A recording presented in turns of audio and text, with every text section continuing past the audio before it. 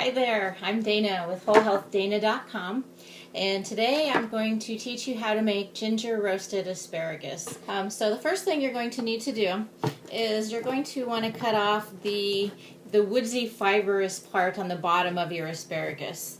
You're going to need 1 pound, and I think today I actually have a little bit more than a pound, but I wanted to use it all up. Now I had a friend of mine who is a wonderful personal chef who has watched some of my videos, and she suggested to me that if people are watching my videos and they're watching my technique with a knife, that if they're trying to mimic me, they would be doing themselves a disservice.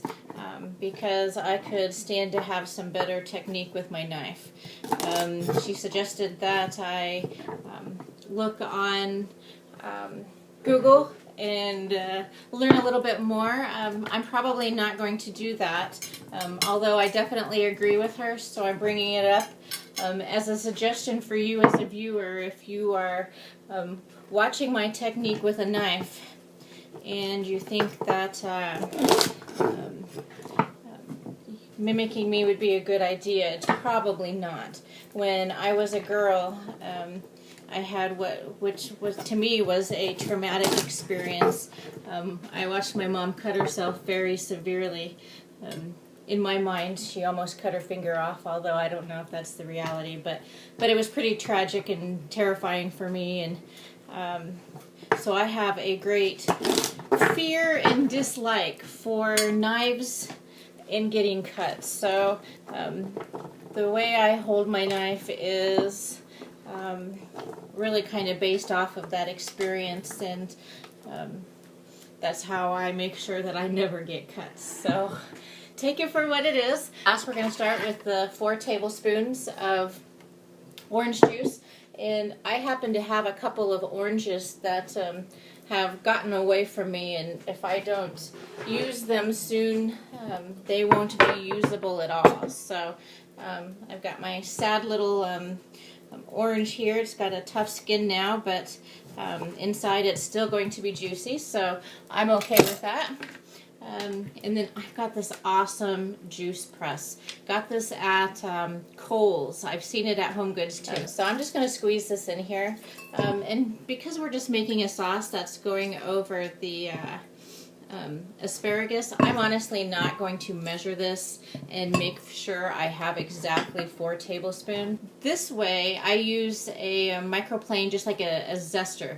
I got this at Bed Bath & Beyond, and I just take my ginger chunk. This is a really sharp blade, and I mentioned earlier that I don't like to get cut, so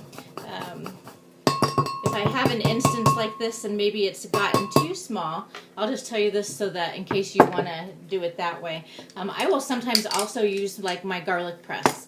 I've got a really good garlic press that works real well, and I would cut it into small little chunks, put it into there, and you know, just use kind of the back of my knife to scrape it off.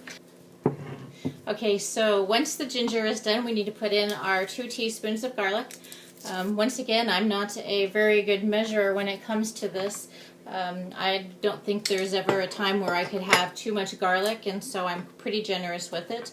But I would say if you were trying to measure it, maybe if they're decent sized cloves like these are, 4 or 5 cloves maybe. Alright, next we're going to need 2 teaspoons of lemon juice. Just leave that there. And if you're going to use a jar, I use organic. And then we need a ½ teaspoon of sea salt. And then a ½ teaspoon of black pepper. Okay, so now we're just going to mix up our sauce here. Alright, so I've already heated up my coconut oil on the stovetop and measured it, so I got my 4 tablespoons. I'm just going to pour it in and then kind of quickly mix it up. And then I'm going to pour it over the top of my asparagus. And now we're ready to go. So I already preheated my oven to 450 degrees. We are going to put it in uncovered. I stir it probably once halfway through for about, I don't know, maybe about 15 minutes or so. Okay, so it's been about 15 minutes now. Our asparagus is done. And I'll let you see it here. It looks really good. It's the right amount of crispiness for me. It's perfect. It looks wonderful. I don't think I would do more than 15 minutes. Start to get soggy after that. So I wanted to thank you today for joining me as we made roasted ginger asparagus. If you like my recipes, I'd love for you to come along and join me at www.wholehealthdana.com. If you'd like to follow me on social media, check out the links that are below.